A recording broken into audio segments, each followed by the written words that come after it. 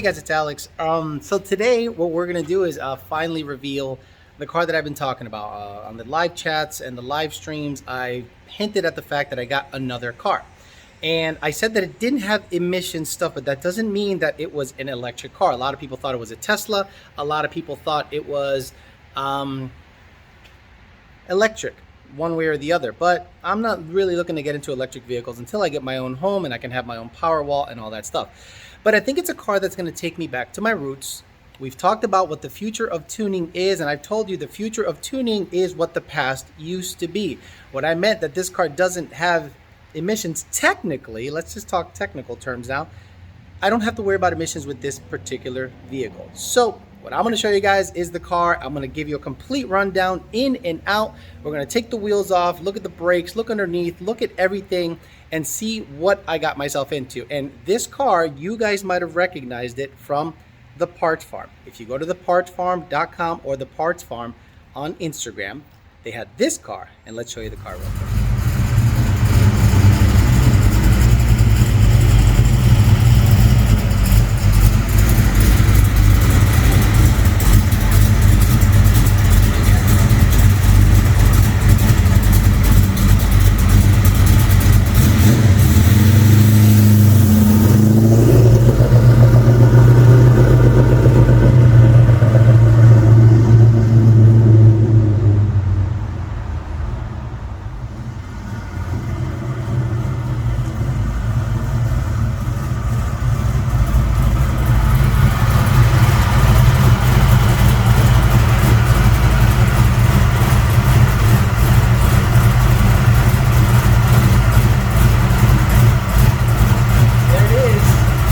Bought the Parts Farm notchback, and I'll give you guys a complete rundown, but let's give you a quick walk around the vehicle quick.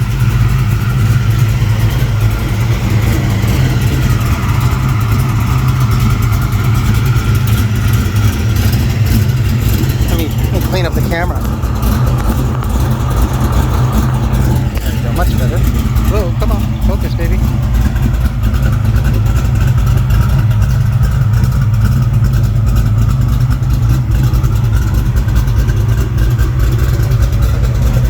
Slaps.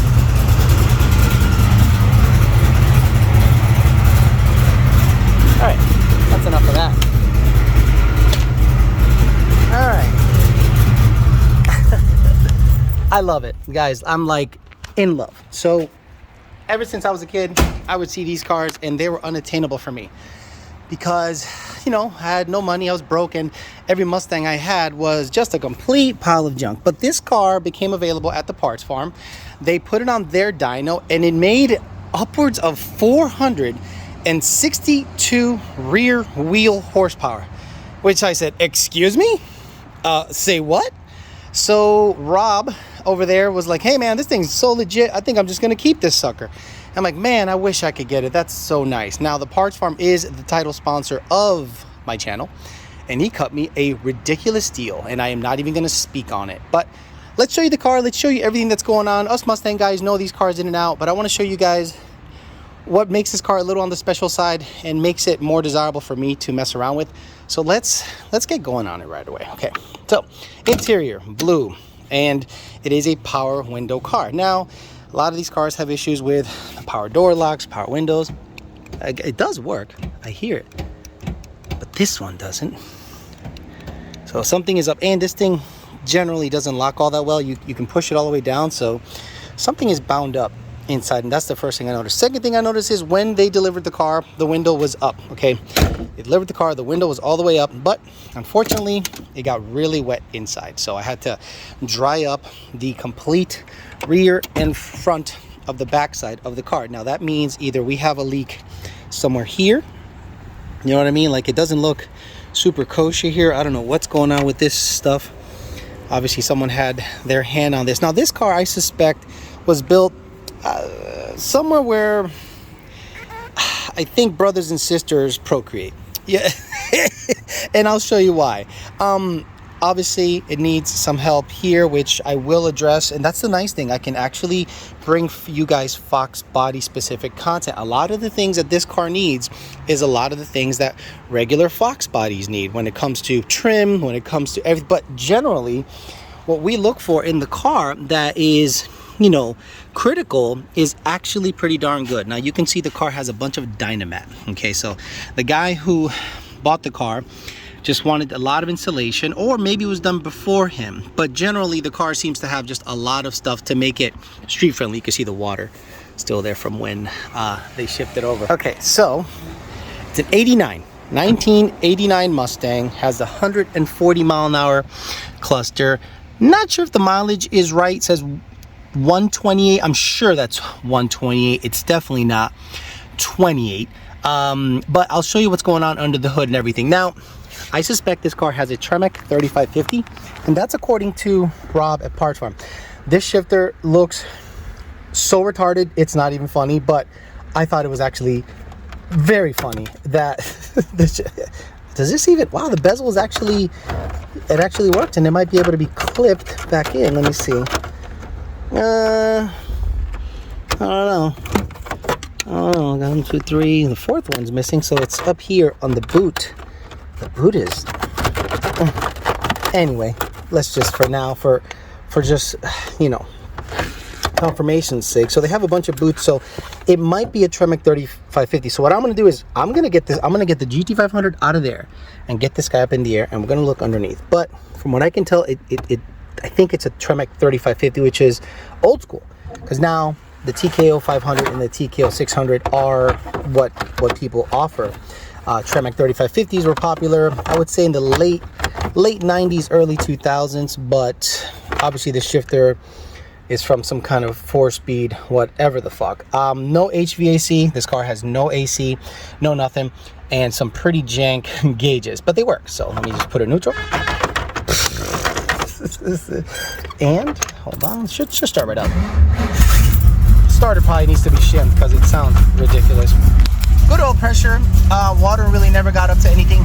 Nitrous, that's right. This gentleman, the person who had the car before me, had a nitrous kit on it, and it has the big, massive, dumb autometer gauge, which they probably drilled a hole in there to make it work, but it revs really quickly.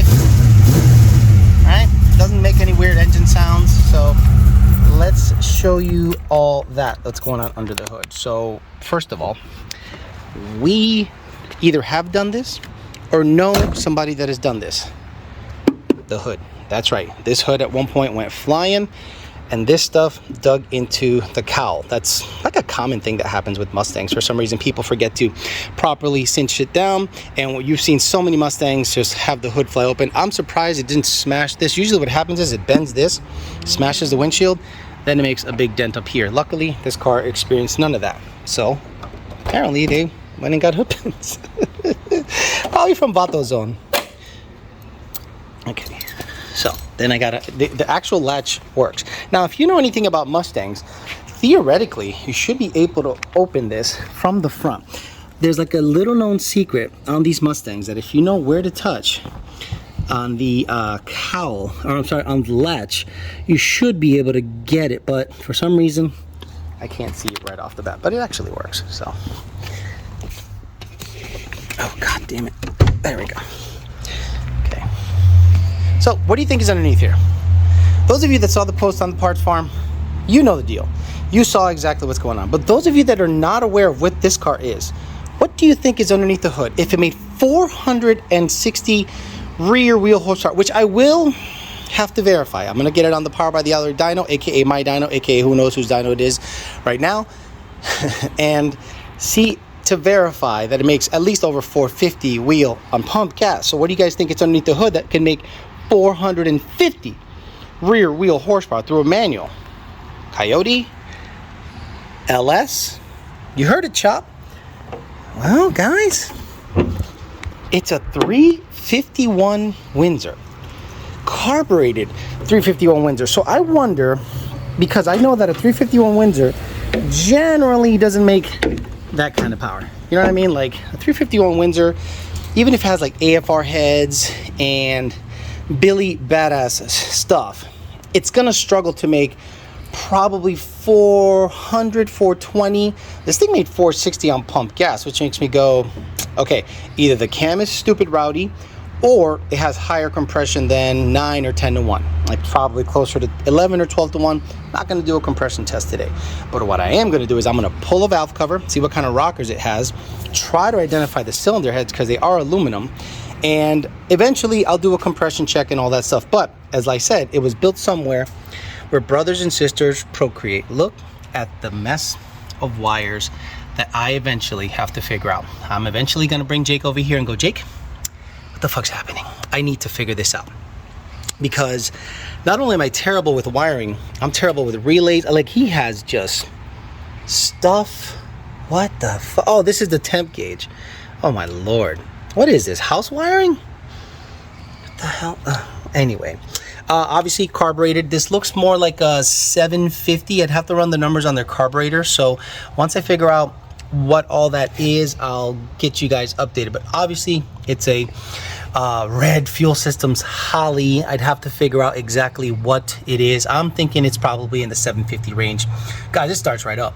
It's tuned nicely. So whoever did the work in terms of the baseline tuning probably knows what they're doing. Now, one of the things I noticed is, especially on Fox bodies, is strut towers. Strut towers tend to be rusty on these cars. This one is not terrible on this side. The fact that it's not rotted sure as hell looks like the header might hit, and it looks like they patched it exactly like I patched my GT500 headers. This is exactly how my GT500 headers are patched. So I'm hoping the parts farm has headers for a 351 Windsor in a Fox, and then I'll run brand new exhaust all the way out the back. That'd be good. It has a Holley fuel pressure regulator, totally mounted legit. Like, what the hell is holding this up? Just the actual fuel line itself. Is this loose? No, it's swivel. Okay. Yeah, man, my goodness. Obviously, like I said, it was built by someone either older or mom bang cousin. It looks, what is this? That's just water. Okay, so that's good. That's good. I mean, MSD distributor. Big radiator. Now, I'm not a big fan of massive radiators.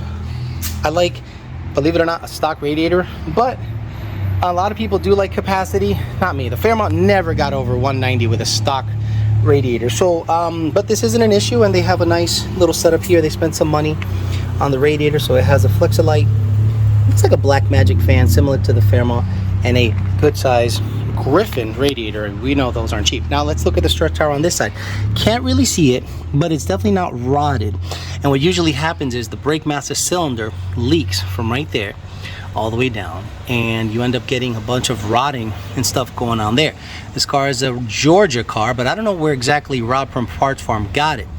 But it's a Georgia car, and it ended up luckily not having too much rust. It looks like it has some kind of aftermarket strut shock combo. Again, I'm going to take the GT500 out of the garage, put it up in the air, give you a complete rundown video. Missing a bolt on the valve cover. Pretty sick right there. Okay, that looks so good. I'm not gonna work in the sun, so I'm just gonna pull it in and get it up in the air and take a look at it. But let's see what's going on in the trunk, because I think it's really interesting what's going on in the trunk. I think it's really interesting. Just showing you. It's gonna need a seat, but the rear seat, yeah, it's not bad, guys. It's like pretty good. The headliners, it's got a purple light. Oh my god, it's got a purple light. Anyway, headliner's really good, rear's really good, no major scratches, no nothing. I'm not sure if this was an original V8 car. I'd have to look up the VIN, but again, I wanted it based on what it was. It's a notch with 400 plus horsepower. That was enough for me. So deck lid, I don't know if this is original. Like, how would I know? It feels looks like someone did a not so great job painting it, but I don't know. Feels okay. So let's take a peek of what's going on back here. Guys, you're gonna love this shit. So it used to have, well, so there's the plate kit. No idea what it's set for.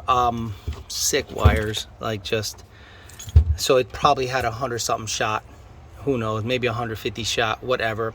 This was the apparently where the bottle was, and Is this a remote opener? Oh, Jesus. Is this a remote bottle opener, guys? Yeah, it looks like a remote bottle opener. So you can like flick a switch and your bottle is ready to go. And then you just purge it. And based on the pressure shown on the gauge on the dash, you know, if it's over 1100, you purge it a couple times, get it down to 950 or 1000. But God, I mean, look, I'm gonna be honest with you. I would probably wire it the same way. So I'm really bad with wiring, have zero patience and zero know-how. But the fact that if this worked once, I would be blown away. Like if they actually tried to turn on the bottle opener remotely and it turned on and they purged it and it worked and they hit it and it actually ran nitrous through the system, that's an achievement. That what an achievement. Yeah, I mean, it's SpaceX getting people on the space station, then this for achievements. If it actually worked, like if they actually got it to spray based on this setup, I think it's an achievement. I mean, they got to get some kind of trophy for this. Obviously, it had a cover on the carb at one point.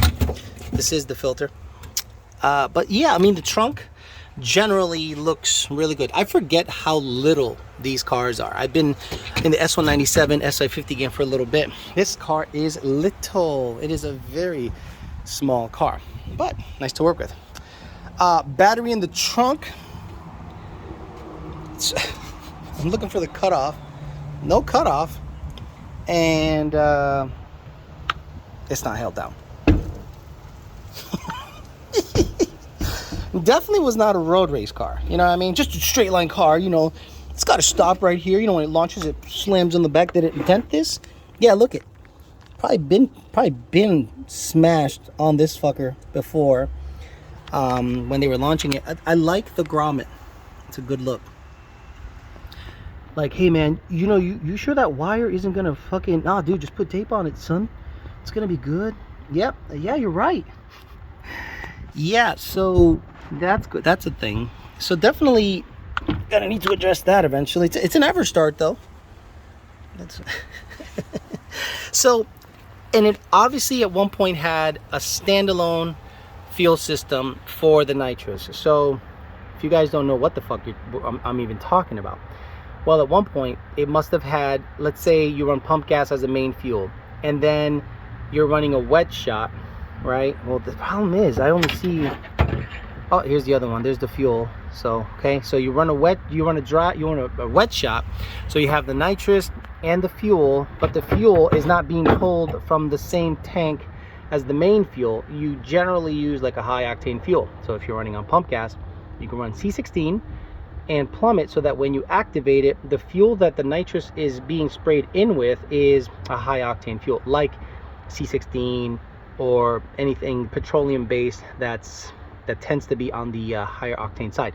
Holley Blue is kind of like a tried and trusted fuel pump for main fuel supply, because all you really need is 7 psi or so on the bowl or on the regulator. So you could literally run a 400-500 horsepower car on pump gas with this fuel pump, because all it needs to do is supply 7 or 10 psi here, because the bowls feed based on, there's like not gravity, but vacuum pulls it down, and this is basically, think of it as miniature tanks inside, and there's a level float and everything. So you can, all you really need is to have 7 psi, because you're not going to use up a bunch of it. So yeah, and it has some kind of torque thrust bullet whatever wheel. I like the fact that it has a 5 lug conversion. Really happy about that. That's like crucial, because I have 5 lug wheels here.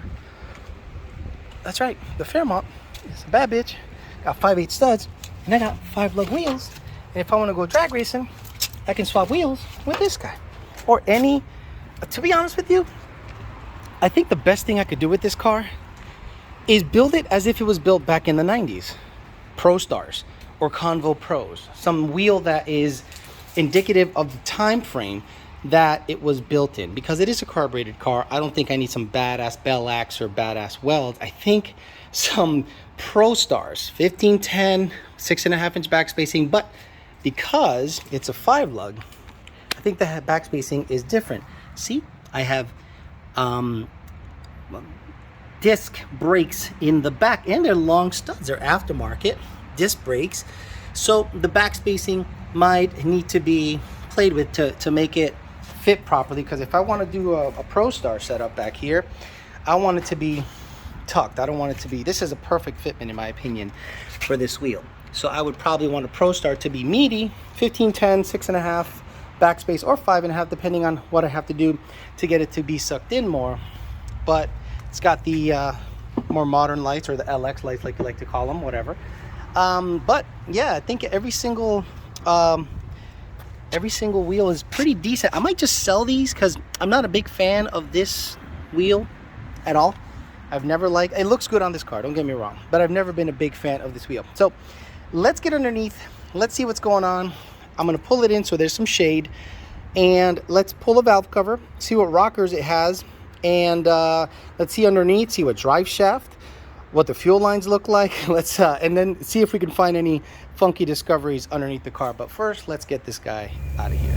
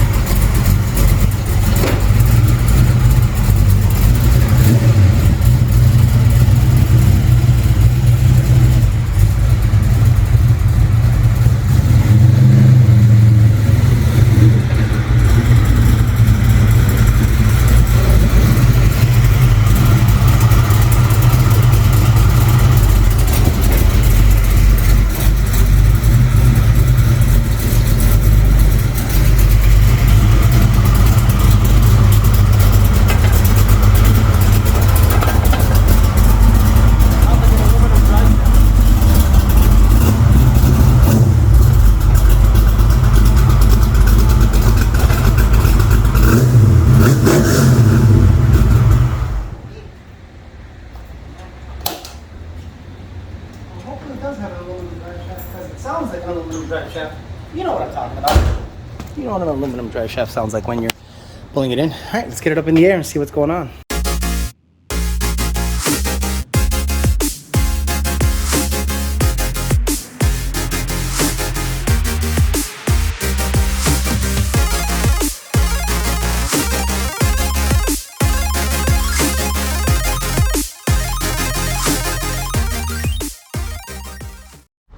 Okay, for this part of the video, I'm gonna grab the GoPro and I'm gonna get the creeper, because we're gonna get underneath the car and figure out what's going on. So the more I look at it, the more this looks like a 4-cylinder converted to a V8, which is very common if you guys grew up in the Fox body era.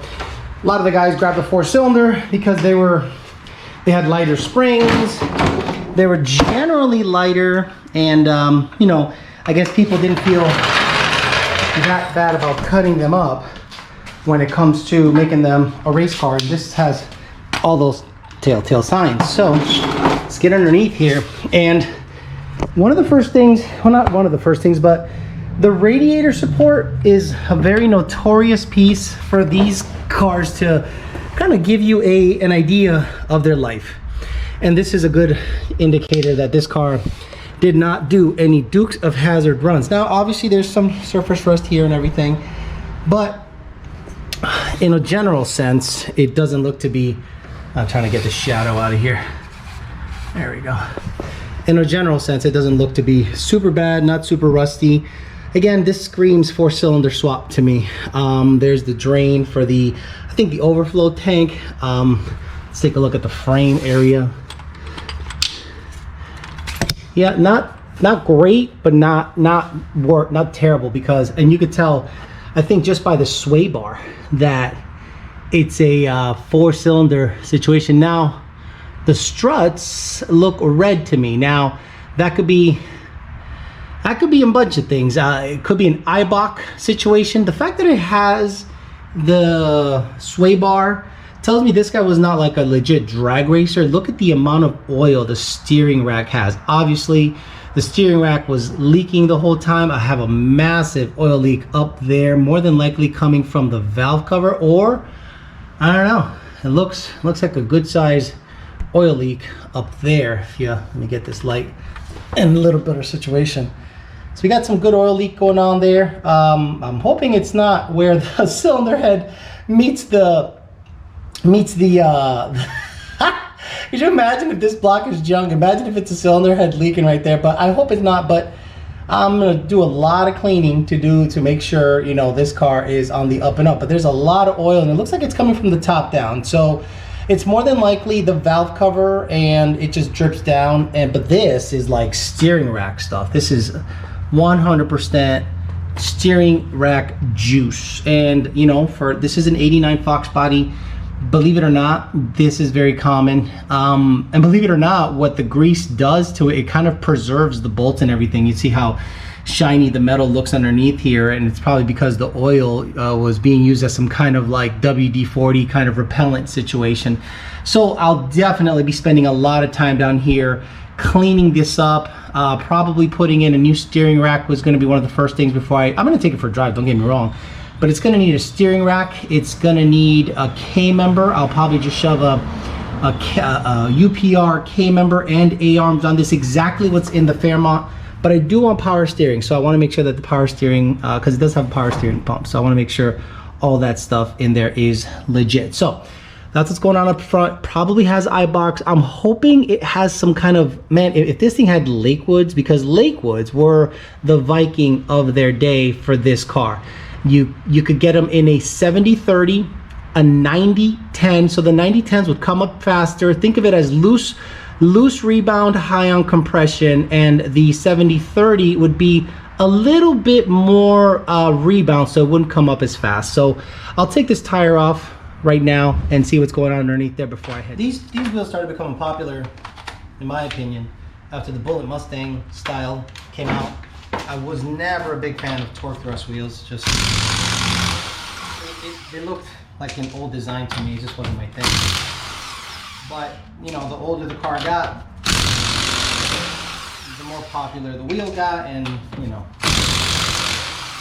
this was never my thing. Now, if this is a cruiser, if I was to build this as a straight cruiser, I think I'd keep these. So I might keep these. Who knows? But if somebody wants to buy them, you know, they can get gone, so I can finance some of the stuff that's going on here, but I'd obviously have to find a replacement. This motherfucker put anti-seize. Oh my God. Guys. Anti-seize on lug nuts is a no-go. Now, a lot of you guys are like, why not? The last thing you want is to make the lug nuts coming out easier. Like my boss one time did that, and he put anti-seize on all the lug nuts on his diesel truck. And I'm driving all the way to Boston to do a job, and I feel a vibration. And I'm like, what is going on back there? So I get out of the truck and I look around, and I see nothing weird till I go to the front. And in the front, wouldn't you know it, it was missing a lot of the lug nuts. It was missing like 6. They had backed off and made their way onto the Massachusetts Turnpike. So, when you take off lug nuts from a car, it almost smells like Loctite. This motherfucker legitimately had anti-seize on his lug nuts. So please, guys, do not put anti-seize on your lug nuts. That's if you do, cool. I've had more come off because of anti-seize. What I want is the lug nuts to stay on. Let me get that. I gotta get another battery because I'm sharing batteries with this badass flashlight that I picked up. Okay, so let me see who makes this. It doesn't say. Let me see who makes these guys. Doesn't say. Oh, Lakewood. Oh, hell yeah. Lakewoods, man, I love it. Look at that. Let me clean that up for you guys. I think that's pretty neat. Maybe you guys don't care, but you know, this is an old school build. And let me get something to rub that off so I can show you the part number. not juice. Don't make fun of my brush, okay?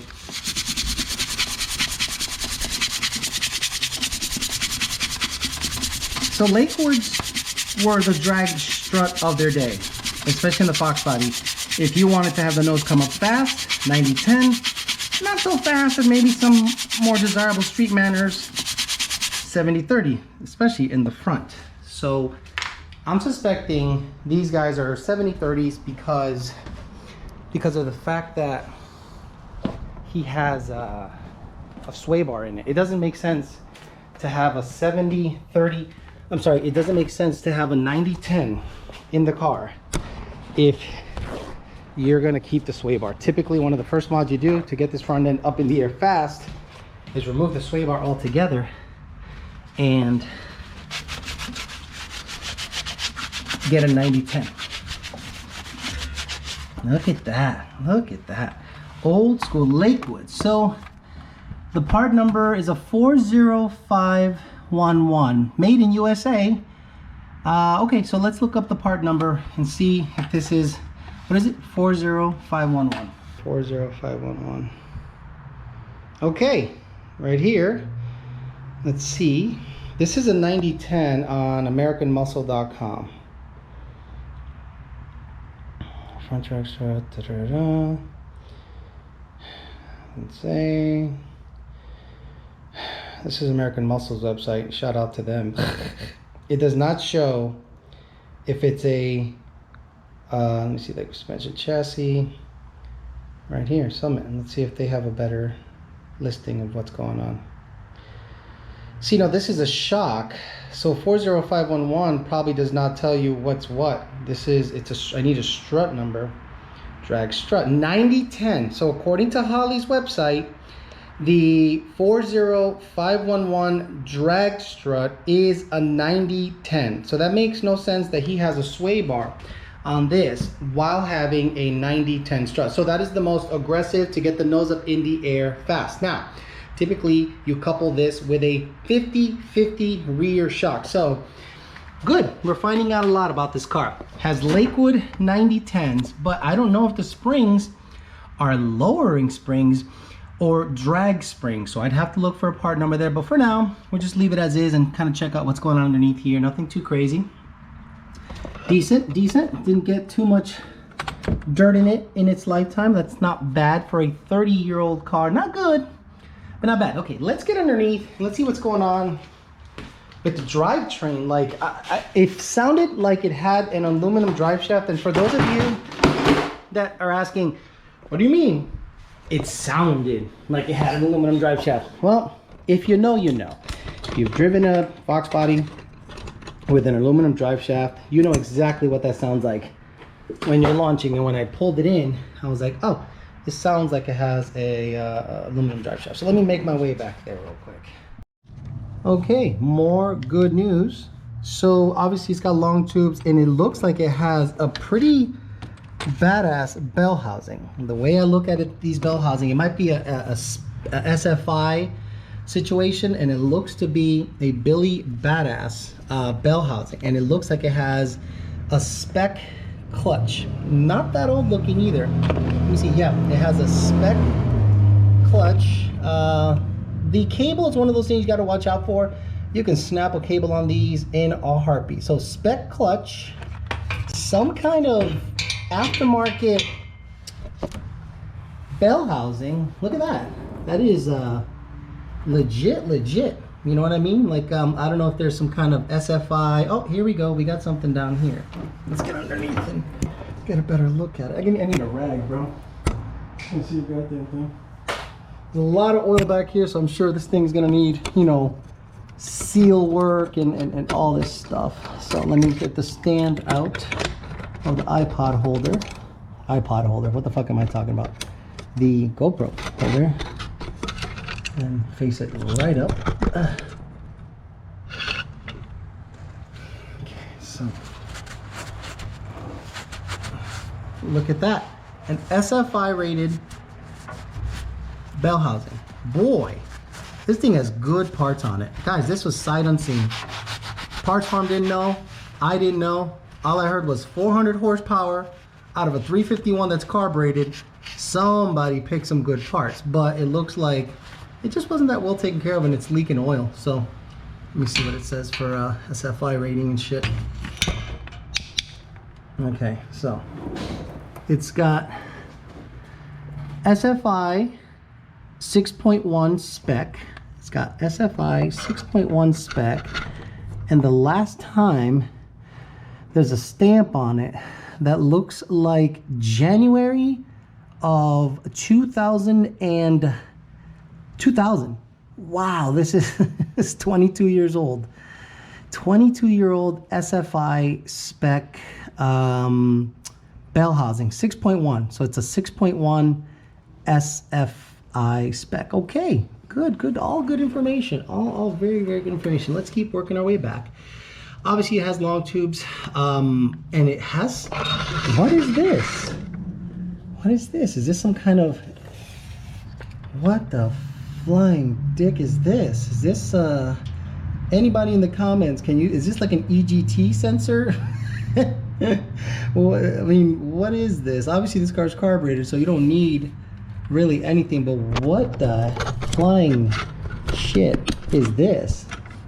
Like, I have no idea what this is for, but you guys might be able to tell me. It has a pretty gnarly clamp, and it's wound up on the e-brake cable, which is not working. But this looks like engine 5/8 primaries. You know what I mean? The primaries aren't super stout. It's probably like a hooker header. Again, these absolutely have to be replaced. Look at the size of the bolt that's holding on to the Mac Pro Chamber H-pipe. That's right, kids. Boy, we are going way back in time. Okay, for those of you that are old like me, we are going back in time. This thing has a Mac Pro Chamber situation H-pipe or X-pipe. H-pipe looks like it's 3 inch. This is a beefy son of a bitch. And the guys over that built this car, I like this. I really do like the 3-inch H-pipe on it. I like this very much. It sounds really, really good. So I'm definitely not gonna hate. Or is this a Flowmaster? You know what? That's an interesting one. I don't know. But to me, it looks like Mac. To me, it looks like he bought a complete 3-inch catback system that were sold in Fox bodies back in the day, and you didn't need 3-inch back in the day. 2.5 inch was plenty. But this thing is making north of 460 plus horsepower. So, well, not well north. It's about 460, and the same torque, 460 torque. So it looks like to me that he just bought the complete Mac catback, because the further you go back, yeah, these are Macs, definitely not Flowmasters. We all know what Flowmasters look like, and Flowmasters do not look like, there's a lot of water because freaking water got in the car. So these look to be Mac Pro Chamber, whatever the hell's. Yeah, definitely a Mac situation. So that means the Mac used to have the ball and socket fitting stop right over the axle. So I'm going to pause it, get it up in the air, and let's take a look at the rear end of this car.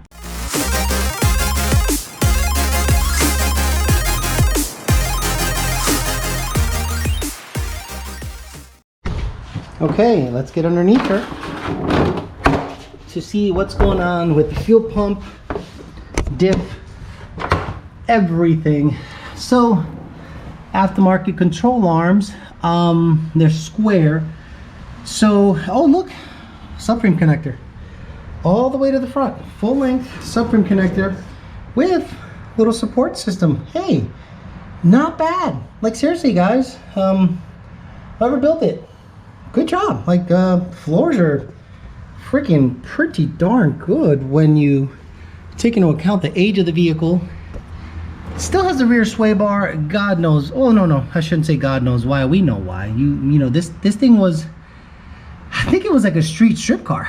He just went out there and messed around, had a little nitro skid on it, did his thing. So we do have Mac Pro Chamber. They'll be staying. I think they're a very cool retro muffler. Obviously, I'll be keeping this alone. This car's not going to be a max effort. No, this is going to be something that represents what you could build back in the day. So Here's the Mac stuff.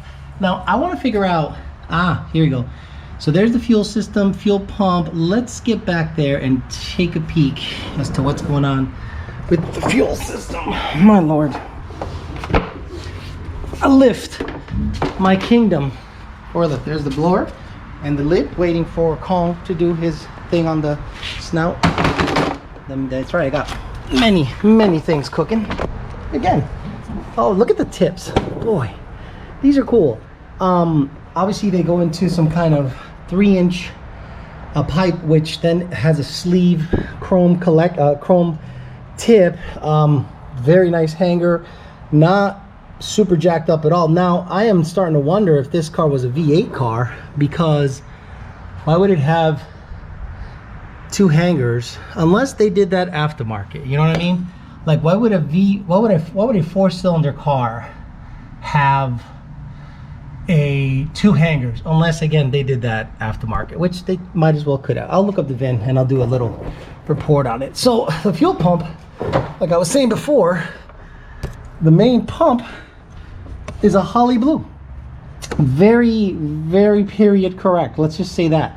Hoses need replaced. So this thing probably needs a complete fuel system, in my opinion. Like, what I would do is I would do a complete, maybe retro style carbureted fuel system.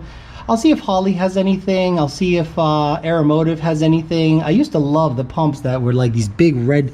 Back in the day, these cars, you knew the guy was serious when you had a big red Aeromotive pump back here. But you know, it's 2022. That might be super outdated technology now, but I thought it back in the day, a big red pump sticking out of the bottom with a stock tank that was sumped was, you know, the bee's knees. Okay, so we got a Holley blue.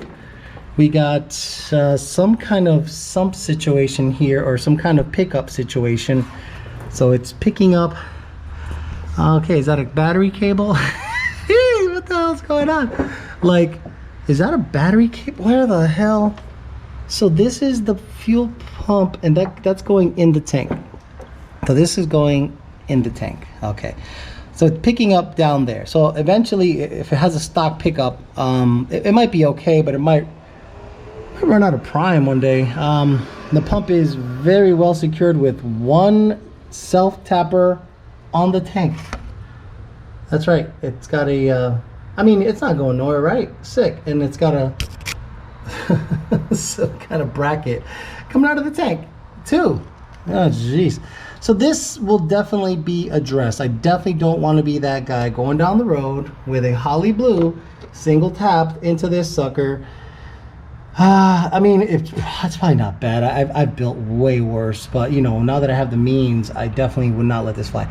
I mean, first thing this thing needs is freaking an insane amount of just wash. Like, you got to get all the mud and junk out of this thing before you work on it. It's got a SVO. Is it an SVO or is it a Ford Racing? Remember when they used to have SVO stamped on these, and now then it became Ford Racing? I'm not sure which one this is, so you guys might be able to help me identify it in the comments, hopefully. But it definitely is not leaking big time. It looks like a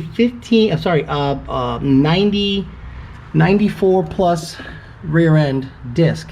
It's got coilovers. Look at that. It's got some kind of coilover situation, probably something like a UPR coilover conversion. I think I can get the GoPro up in there. Let me go in there, and yeah, so that's what's going on with the rear on this car. I don't think it was built bad. You know what I mean? I just think it's outdated, but I like the fact that it's period correct, and I wouldn't really change anything about it except update the critical components like the fuel system, seal up the valve covers, clean up the steering, and you know, that's it. And then just drive it and see how it does, because obviously it's got some major leaks up front. It's got oil all over the place, so I'm sure it needs valve cover gaskets, and I'll just probably get new valve covers because I'm not a big fan of chrome valve covers and stuff. But I wanted to get back here and see what the deal is. The upper control arms look, let me take a peek. I don't know exactly what those upper control arms are, but the other thing you got to look out for on these cars is if the torque boxes were ripped out of it, and I don't think these are shredded yet. When the car launches, the diff tends to want to go on an up angle, and the hinge mechanism is the control arm, or can become the control arm. So hopefully that guy was not ripped out of its shit, but it definitely is not a Hialeah car. You know what I mean? Like, I'd be worried. I'd rather buy a hillbilly Georgia car than any Hialeah Mustang. Those guys are literally the worst hacks on the planet. Those guys. So the fuel system seems to go up along the rail, up along the frame. See, I think this is the fuel supply line. It goes all the way to the front. Definitely gonna have to address that. To be honest with you, what I'd probably do, based on time constraints, I'd probably take it to Thunder. The guy's named Steve at Thunder or Lujan Motorsports in Miami. And I'd probably have them source a tank, a complete fuel system, and set it to 7 PSI and forget it. That is a lot of work, and you know, depending on how much time I have with the Corvette and stuff, I can further this process a lot quicker if I use some of the people that I trust with Fox Body stuff in Florida. Okay, so we got that figured out. Now let's go to the front. Let's pull the valve cover and let's see what it has underneath there. It's chopping really nice. So I'm hoping that it has some kind of aftermarket rocker system. I can't imagine it doesn't.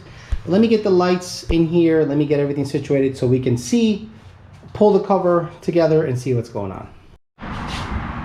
Okay, looks like this one's gonna be a lot easier to pull than the other side. Not easier, just I want to deal with less crap. So, you know, you got all that stuff back there. Not that it's impossible, but might as well get this guy, which is a lot more easy to access. I'm kind of blown away that the car has so many leaks, right?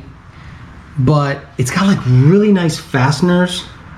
It's got, I mean, the valve covers or whatever, they're chrome, they're gay. All this stuff is gonna end up being black. I get it's period correct, but I mean, it's red and blue, like if it was 1999 all over again. See, this is nice. This is nice black stuff. So you got to keep everything subtle black. That to me is super clean, even though the car is 89 build.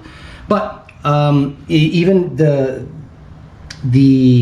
consolidation of the, look at this. This is like a nice system to separate your wires. So I wonder, you know, if this was bought by somebody else, they kind of hacked into it with a nitrous kit, but it was previously built by someone that had some know-how. It's got a newer alternator on it. I mean, like it was built right, but then I think someone got their hands on it, put an MSD on it, put a nitrous controller on it, and just like super fucked this car. This car, honestly, I would probably want to rewire the whole ignition system so it's not going to catch on fire.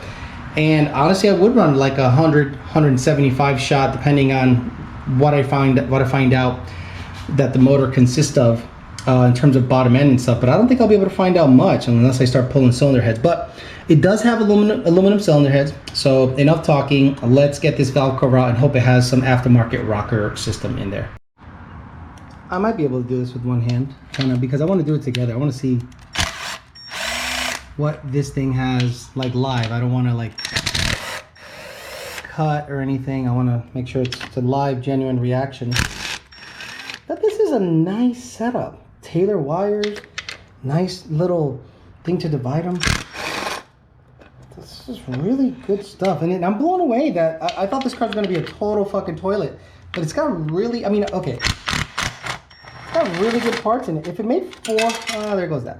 I'm gonna replace it anyway. Where are you? Let me see, where are you? There somewhere. If it made 400 plus 50 horsepower, it's got to have quality, you know, parts in the motor, you would think, on pump gas. Let me see if I can get to that top one. I don't think so. I might get a swivel. Let me get a swivel situation.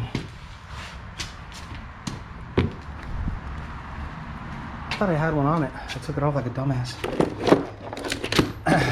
One of the better things I did was to organize my toolbox in a very general way. There's guys that have way more organized toolboxes than I get it. But I don't do this for a living.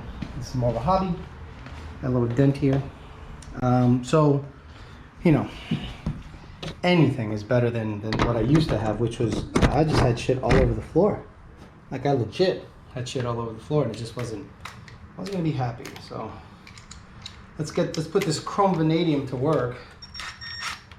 Okay.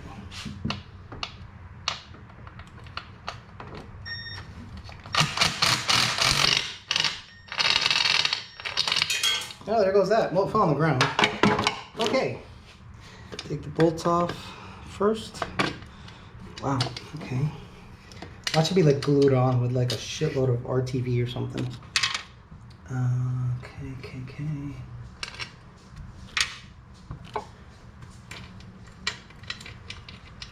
Okay, who's that? Gotta watch who walks by, man. You got shit everywhere, so. All right, genuine 100% reaction to what's underneath here. Okay, let's take some guesses. I'm thinking Ford Racing 1.6s. Right? If it was built period correct, it would not have a Scorpion. It would be Ford Racing 1.6s stud mount, not pedestal mount, stud mount. So that's what I'm thinking. A Ford Racing product is underneath here, and it is a 1.6 stud mount. Survey says, oh Jesus, move some stuff out of the way. Oh, fuck, dude. What the? Man, you know, once in a while, a blind squirrel finds a nut. But this is nice stuff. So, what the fuck? Okay, let me wipe it. So, it says comp cams 1.7s. So, it's got comp cams 1.7. Now, do these need to be adjusted? Not that one. Okay, so maybe it's because they're in the, I don't know. I have to check the lash on these guys. Look at that. What cylinder head is this? Wow. Okay. Good. I mean, I look, with my luck, I was expecting to see stamped steel pedestal mount rockers, right? Like I was like, oh, this is gonna be trash, you know? Because I don't have great luck. With stuff. But you know, blind squirrel finds a nut once in a while. So it's a competition cam 1.7 rocker. So looking really good. Let me get the phone out because it has a better camera, and we'll see if we can find out what cylinder head this is. Okay, back with the phone, back with the light. All right, so yeah, maybe you guys, let me wipe the lens because I really don't want to miss out on anything that's on the crucial side. Because you guys might be able to pick something up that I can't. Obviously, a lot of guys are well versed in the Fox body game. But 1.7 USA, I don't know if I have to recheck the valve lash on these guys. If I do, I'll go through that procedure just to make sure everything's good before I put on the dyno. But looks like it has 1 5/8 primaries. Looks like it has multiple bolt pattern on the cylinder head. You see how on the outside there's another thread, and that's probably to put a bigger primary header on it if you decide to hog the sucker open. But I'm trying to look for any identifying marks on the cylinder head that would tell me what it is. Nothing 100% like Billy Badass. What's that back there? Yeah, it's got, look at these studs though, huh? Yeah, it's got some pretty badass hardware. ARP. So again, somebody built this right, you know, like it's not junk. I feel lucky. Usually I end up with like bone stock shit, but I'm gonna put the valve cover back, get the bolts, put it back in. But 1.7 comp cam rockers, nice surprise, aluminum head. So I got to figure out what aluminum head that is. I'll see if I can find something, identify mark on the side or whatever. The intake manifold looks to be a Victor Junior. That's right, a Victor, guys, I'm keeping that motherfucker. A Victor Junior manifold from Edelbrock, and I love that. I absolutely love that. These are more of a high RPM manifold than an Edelbrock air gap. There's the Edelbrock Performer RPM. Then there's the Edelbrock Air Gap, then the Victor Junior, and then I think the Victor Senior. And a lot of you guys right now figured out that I'm a Fox body guy after naming all that shit off.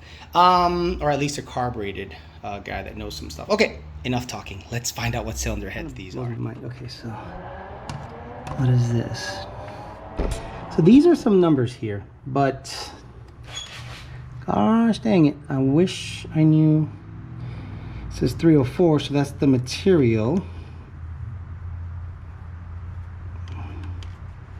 M6049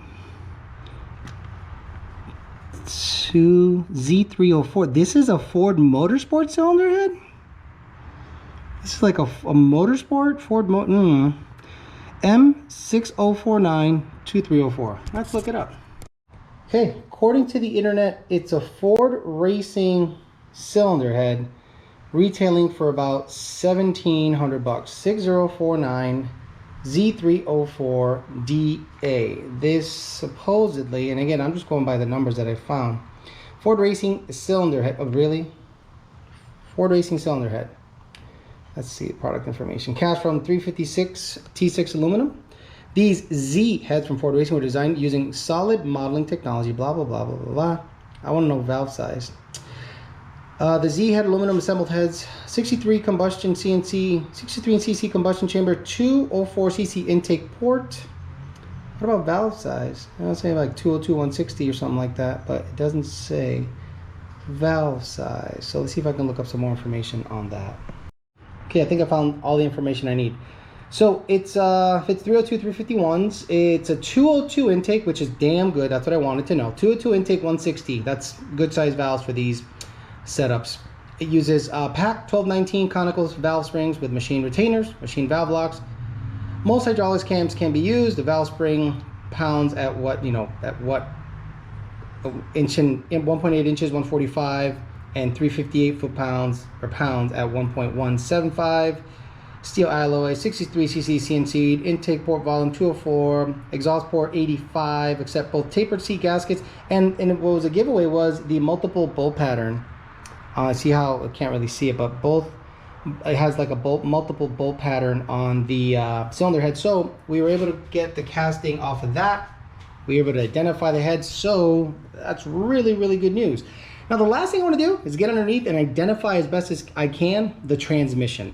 It's either a TKO or a Tremec 3550. So let's go underneath and see if we can figure out finally, and then put the wheel back on, wheel it out, put a cover on it, and then get to ordering some parts, which is going to be a rack, a lot of degreaser, take it to the car wash and just degrease the ever-living shit out of it. New valve covers and valve cover gaskets so that we can at least seal the top end, and then we'll get to working on what else is leaking, which I think it's mostly the rack, but we never know with that stuff. So let me get underneath the car and finish this video up. I'm really happy, to be honest. Rarely do I get lucky, and on this, if the parts farm would have taken this car apart and sold everything individually and then a super straight body, they probably could have made good money. But Rob, the parts farm, good guy, said, nah man, fuck it, I don't want to tear this apart, and if you want it, we can make a deal. So we made a deal and everything worked out. So right there's a tag, and I want to see if I can zoom in on that tag to see if it in fact is a Tremec 3550. So can I get in there? Let me see if I can. Can this GoPro sneak in there? Nope, can't. So can it sneak in here? So there's a lot of fluid coming from the trans. So we either have a leaky shifter. Yeah, okay. So you see how this transmission has multiple shifter mounts? It looks like the one in the front's leaking.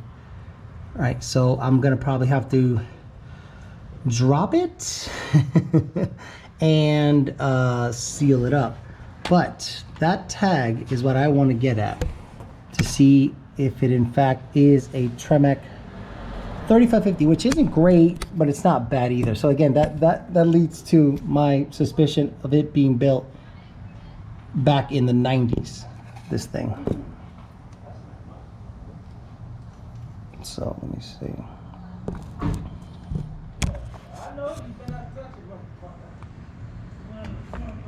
Right there. I want to see what that tag says. Shit. So how can I get to it? How can I get to that tag? Let me, I can't get too close to it, can I? Let me see. Okay, perfect. Okay. So let's see if this camera picks anything up. There. Ah, dang it. Shit. It says ALEEB. What is that? ALEEB 16. I don't know.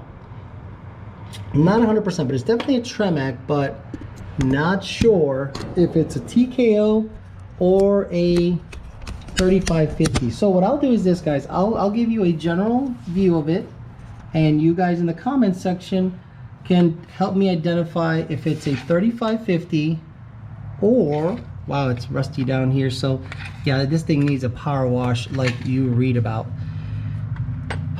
Looks like it accepts a stock cross member. It's got the speedo that might work, so it might be a 3550, which back in the day, that was the upgrade from a T5. If you blew up a T5 multiple times, right there says Tremec, right there. But I don't know exactly if it's a 3550, TKO 500, or TKO 600. Oh, it says TR, Tremec. Shit. Oh well, you know what I'll do? There's just Tremec stamps all over it, so that's good. It's a Tremec. It's not some world-class T5 that's really a 4-cylinder T5, but hopefully you guys in the comment section can give me a heads up, and we can figure out together what this is. But guys, let's end the video there. I'm super excited. I'm very happy.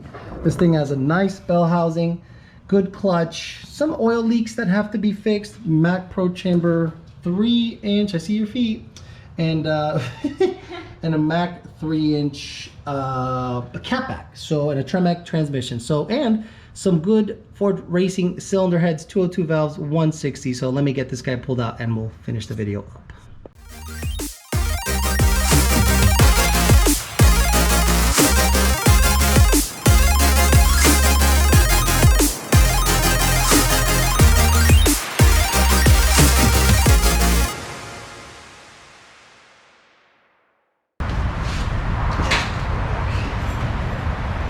Guys, it's carbureted. Pop it twice.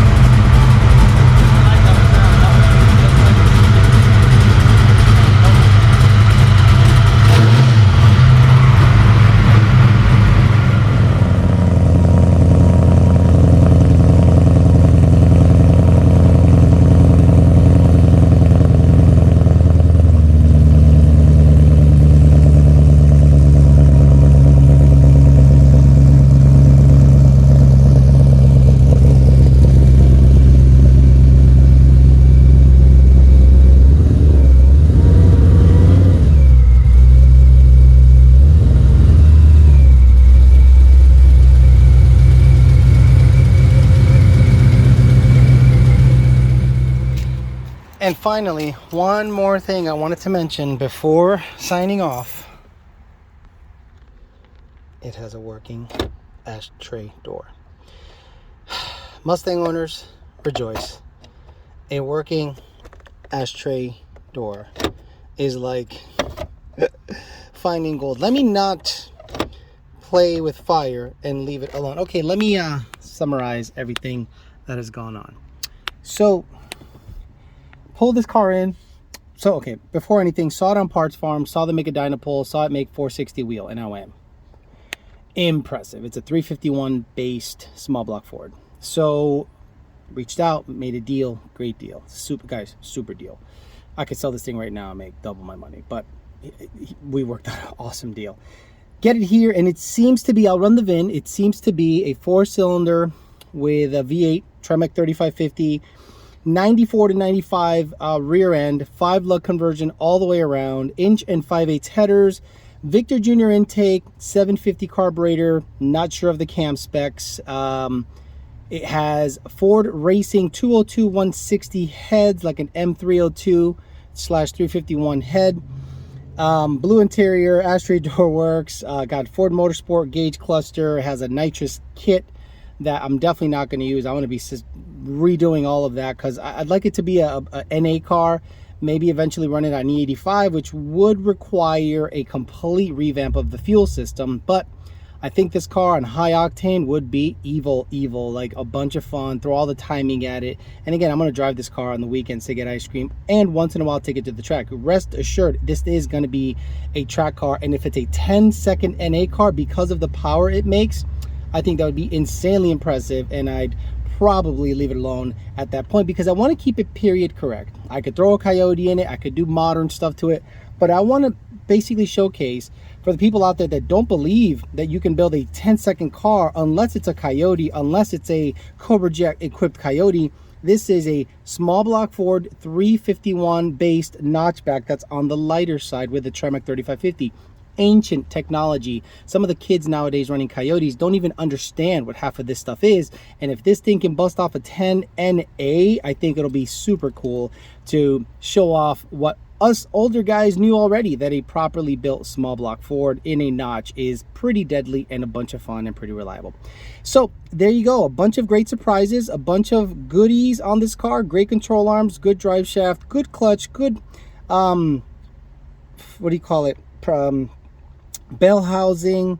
Needs some stuff, has some leaks, but we'll address those as they come. But guys, thank you very much for allowing me to purchase this. Yes, it is you, the fans, you, the followers, you, the subscribers, and you, especially the members, that makes this happen. Gives me the ability to have some badass hot rods. And I wanted to give an homage. I wanted to showcase what the old Ford guy knows already, but maybe teach some of the new guys what the old technology was all about. All right, guys, stay tuned for more on this project. We'll see if we can identify the transmission on the car and see what we can do for some go fast goodies on this situation. So hopefully you guys stick along and follow with the build. All right, guys, thanks for listening. Talk to you later.